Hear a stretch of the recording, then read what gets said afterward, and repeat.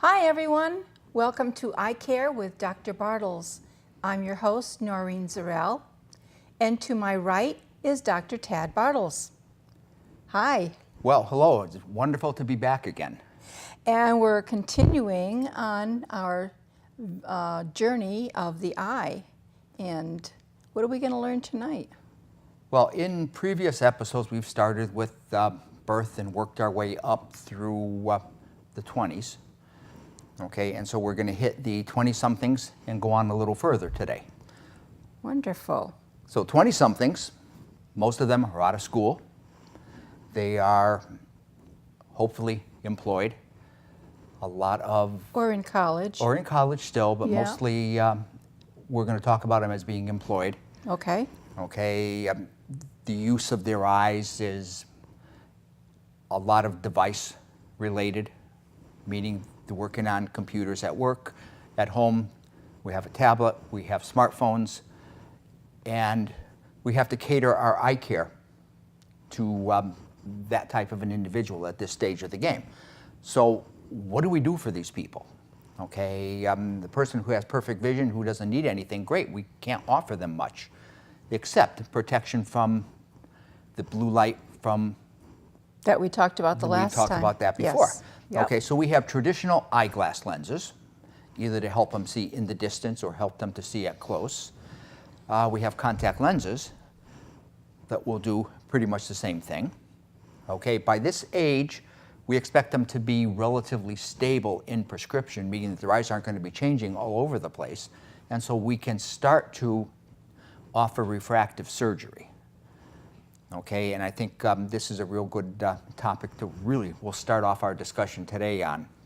Refractive surgery, okay. And so what had happened over 20 years ago, people were tired of wearing glasses.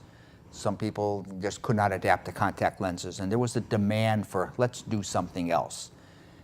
And so originally, okay, there were surgeries where they were designed to, radiokeratotomy was the name of it. They were designed by making little surgical slits on the surface of the eye.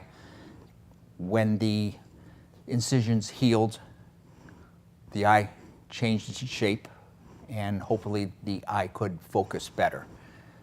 It wasn't the greatest surgery, and there are today a lot of problems associated with that type of surgery.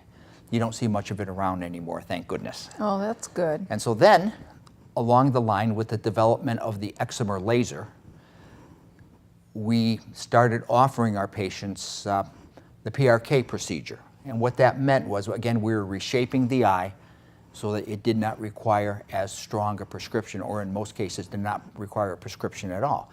The way this procedure was designed is the surgeon mechanically scraped off the outer layer of cells on the cornea. And then the laser reshaped the eye, and then you sat back and you waited for the cells to grow back. It was rather painful for the patient. I was going to say, that really sounds very painful. And it wasn't an instantaneous vision. And so that meant that maybe a month down the road, patients were still sitting in the chair looking at a blurry eye chart saying, what did I do to myself? And so where we stand now is we use the LASIK procedure. And for patients who really are suited for this procedure, it is life-changing. Okay, personally, one of my sons, 5 of my staff members have had it done, and we're just really very, very pleased with the results. But what happens with LASIK is you use a device to make a flap in the cornea. Okay, you peel the flap back, you reshape the eye with the laser, put the flap back, and within a very short period of time, within minutes, okay, the patient is saying, wow. So it's a wonderful procedure for the right candidates. Now, there are people who have not come out so well with this procedure, okay? And I think a lot of it has to do with either poor expectations on the patient's part, or maybe just poor choices of the procedure and In some cases, plain out, should not have had it done. It's not for everyone. It is definitely not for everyone. And a lot of times I will end up talking people out of the procedure just because when we are going to have it done, we want people to be really, really happy. And if we feel this is not going to work out, we just won't do it. Okay. Now, this procedure has evolved over time also in the, as that technology improves, we can get better with things. So initially with LASIK, you used a surgical blade to make the flap, okay? And that always left some margin of error. We now have a new laser that will make the flap, okay? We can make it thinner, so that opens up to a wider group of patients, because you don't want to do this procedure on a cornea that is very thin.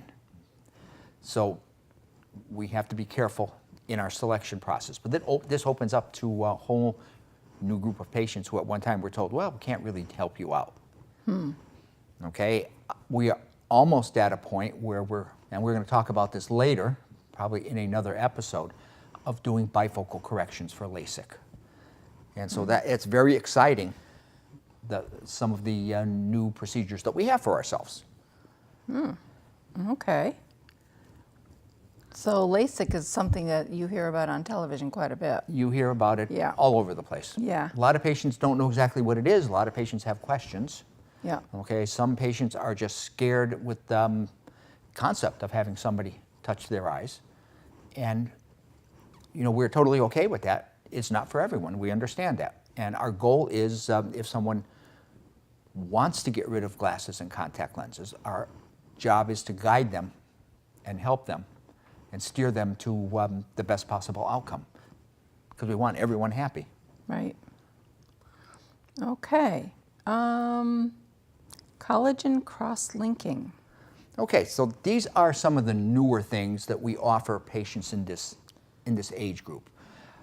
There are certain rare eye diseases where the cornea, which is the front surface of the eye, starts to exhibit abnormal growth. And it can bulge to the point where it really destroys a patient's vision. What you did at one time was you tried to control this change by a series of hard contact lenses, and you would keep trying to maintain vision as best you can. It wasn't the most comfortable way of doing it until you couldn't do anything else. And because of all the scarring that was occurring on the cornea, you sent them out and you got a corneal transplant. Okay, we have some new procedures available now. One of the things is, as you mentioned, the collagen cross-linking. If we detect this condition early, we can send them down to our refractive surgeons, and they do a procedure where they remove the corneal epithelium, similar to a PRK procedure. Okay. Then they pour riboflavin on the surface of the eye and expose it to ultraviolet light, high-density ultraviolet light. And what happens as the riboflavin absorbs into the cornea, it's cured, so to speak, with ultraviolet light. It freezes the cornea in time. The cornea will not change anymore. And because this condition is a progressive condition, we have arrested it. We can't restore vision, but we know it's not going to get any worse. So if you can diagnose this at a very early stage, it's wonderful for a patient. Now, for some people,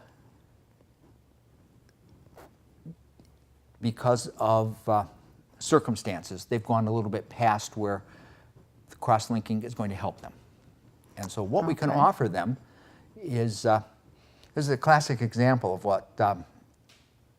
what is old is now new. Okay, we're going to talk quickly about scleral contact lenses. Now, everybody thinks that contact lenses is a relatively new mode of vision correction. And you have to understand that the concept of contact lenses goes back to Leonardo da Vinci, who postulated that maybe we could correct vision by a device placed on the eye. And by the 1870s, 1880s, in Germany, the Zeiss Corporation, which makes a lot of lenses, and they've been around forever, were actually manufacturing what they call scleral contact lenses. Now, these were extremely large contact lenses. There's a special way of fitting them, but they are very stable on the eye.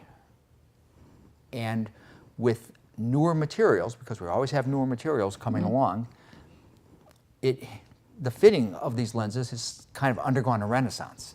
And we have used these for people with very strong prescriptions who cannot have refractive surgery any other way, or people with deformed eyes that we can get them to see. Because what happens now is you have this dome over the cornea with a hard piece of plastic. It fills up with tears, and it creates a more balanced lens. Oh. And so then we can provide better vision. It's not for everyone, but on people who really can be benefited by this, we've made some people very, very happy. Do you find that there are a lot of people that have problems like this? Statistically, probably not a lot, but if it happens to you, you don't care about everybody else. And you know, in practice, we try to treat everyone as an individual, cater the care to that particular person. So you have a lot of patients, you're familiar with the bell-shaped curve, everybody's in the center, but the people who are on the fringes, we still have to take care of them. And so sometimes just non-standard ways of taking care of them, but it still works. Yeah, well, as long as there's something that works for them. Now, we had mentioned corneal transplants. Okay, that is usually a last-ditch effort for a lot of eye conditions. Okay, anything that is going wrong with the cornea needs to be totally transparent for us to see. And if it starts to get very cloudy, if it starts to get very deformed, if there's a terrible scar because of an accident or injury, okay, then one of the things that can be done is the cornea replaced. Now, back in the old days, and when I consider the old days anything 20 years and beyond, in technology language, what used to be done was the cornea was cut out. A donor cornea was sewed in, okay, and you would keep your fingers crossed, hope that the implant took. A lot of times it didn't. And I can remember when I was in school, one of the clinical rotations I had was at the public health hospital in Boston. And one of the early cases that I remember, there was this gentleman who had a corneal transplant. The surgeon was just thrilled with the outcome. And I was looking at it and saying, oh my goodness, if this is the best we can do, then why are we even bothering to do this? In Connecticut, we had a surgeon from New Britain, Dan Taylor, who was a pioneer in this. And he perfected techniques, and his work was a lot better than the original stuff that we had seen. But nowadays, again, with the excimer laser, okay, the laser can carve out from the bed of the diseased cornea just what we need to replace. We can edge, and almost like in carpentry, we can put dovetails and just drop the implant right in, and it just takes better. So we have, again, better outcomes. And that's the whole thing. It's all about the outcomes. We have to have people seeing again. And so where do you get corneal transplants? I was just going to say, where do you get the corneas from to be able to do the transplants? Well, we all have organ donor programs. Okay, you can specify on your driver's license that you wish to donate, you know, your certain organs to science. Okay, and I think that's a real good idea. I you know, don't want to start plugging things, but I think that it gives you the possibility of helping someone out. Okay, and a lot of people will say, well, you know, I have this condition, I have that condition, nobody wants my parts. And that's not true, because even though you cannot use a donor cornea for a corneal transplant, there's education purposes, there's research purposes. So it's a real good idea. Okay, and I urge anybody who has not said that, you know, on their driver's license that they wish to, you know, donate organs, I think, I want to reconsider that. I think that's just a good thing to do. So now we're past 20. We're heading 30, towards 40. And now, oh gosh, now we're heading a lot toward of people 40. dread the 40s, okay? And so what happens with the human eye? What we like to say is that we lose the ability to accommodate. Again, a lot of fancy words. What it means is that the eye needs to change focus from distance to close in order to function normally. Okay, and the way it does that is there is a muscle inside the eye that pushes on the lens, and this is how we change our focus. Now, what is happening is the lens is getting a little thicker and harder as we age, and the muscle that controls all this is getting a little weaker as we age. And so what happens is people will say to me, they notice that their arms are a little shorter, okay, and print is not as clear, headaches at work. If people who are nearsighted, all of a sudden they realize, whoa, I can take my glasses off and I can see pretty good now. I can read better. That's right. And so all of these things are taking place. If you consult the textbooks, they'll say this is starting somewhere between 36, 38, in that range, because our society likes round numbers. We like to round up. So we say 40. 40. Okay, some people are going to make it past that. It's going to depend on the individual and depending on how you use your eyes. Doesn't say how much they are using their eyes in their type of job. That's true. Yeah. So you have to treat each person as an individual. But now we're in the 20 to 40 age range. People are at work. People are using computers because that's something new. And computer use has thrown an altogether different set of problems for us. So let's talk a little bit about how the human eye developed. Okay, we're going to go back a very long time to the plains of Africa. Okay. Okay. And the early human beings, you know, we were hunter-gatherers. Okay, and our bodies developed for that purpose. And so we have our eyes placed horizontally in our faces for a good reason. And the reason was that we had to scan the horizon. Okay, and we had to look out for the saber-toothed tiger before the saber-toothed tiger saw us. Okay, so we had our eyes horizontally placed, roughly 64, 65 millimeters apart. Okay, so each eye saw things just a little differently. That's how we had depth perception. At night, after hunting and gathering, we'd come back to the fire. We were going to work on our spears and all that, and we would sit around the fire, and we would hold things, and we would sharpen the spears. So our eyes had to converge and look at what we were looking at close range. So when we looked straight ahead, our eyes had to be parallel. When we looked at something close, our eyes converged. Okay, and over a very long time, this is how our bodies evolved. And now very quickly, 30 years ago, computers started to be developed.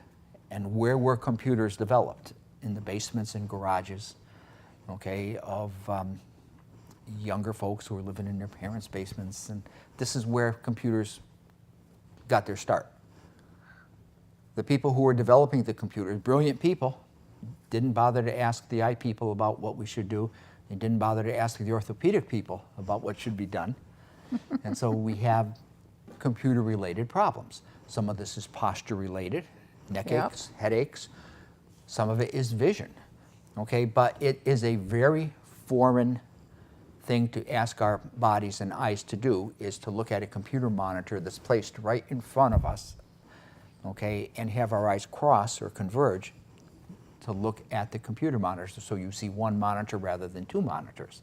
And that is where a lot of problems have arisen, because traditionally, the way we corrected people, we gave them distance vision, and when they worked at a desktop. And so you look down, lower in the lens, we need closer vision, higher in the lens, you need far away vision. And all of a sudden, this middle range became very difficult to correct. So what we did was develop different types of lenses and different ways of caring for people. And traditionally, up until the advent of computers, I think one pair of glasses covered everything. And so what you worked with, your safety glasses to protect you at the shop from flying metal and all that, also served pretty much as your dress glasses for most people, because your vision requirements were the same in work and out of work. Now that has totally changed. And so what we might prescribe for a patient for driving their car is going to be totally different for driving their computer. And we have to accept the fact that one prescription doesn't cut it for everything anymore. You know, it's easy for me to say, but from the consumer's point of view, the person who's buying the glasses, you know, this is happening now. And again, like I said, we've got to accept that. So that's when the birth of bifocals came in. That's what happened. Okay. So you get the up close vision and you get the far away vision. Yep, as you and I are very aware of. Yes, we are. And it works very well. Mm-hmm. So now let's talk about frequency of eye exams for people in this group. Ah, the 40 and over group? Yeah. Okay. Okay. We used to tell our patients, and part of this is true and part of it really isn't, is that after they hit 19, 20, vision stabilized.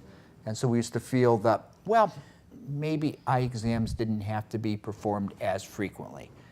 And so people would go 4 or 5 years before they would come back. And that's a long time. It is, and a lot of things can happen. Yep. So with frequency of eye exams, we do 2 different types of exams. We do what is called the medical eye exam. And so if you wake up in the morning and your eye is bright red, okay, that is something that has to be addressed right away because you only have 2 eyes, you have no chance of getting a third one. And Right. so what we try to do is get those patients in as quickly as we can. If you notice a sudden change of vision, again, that is more of an emergent situation rather than just, you know, routine. And Yep. so again, those people have to be gotten in. We're treating eye infections. We're treating allergies. Okay, and then there's also the traditional, well, my glasses aren't working anymore, which is a totally different eye exam than the emergent eye exams, because then we're checking visual function.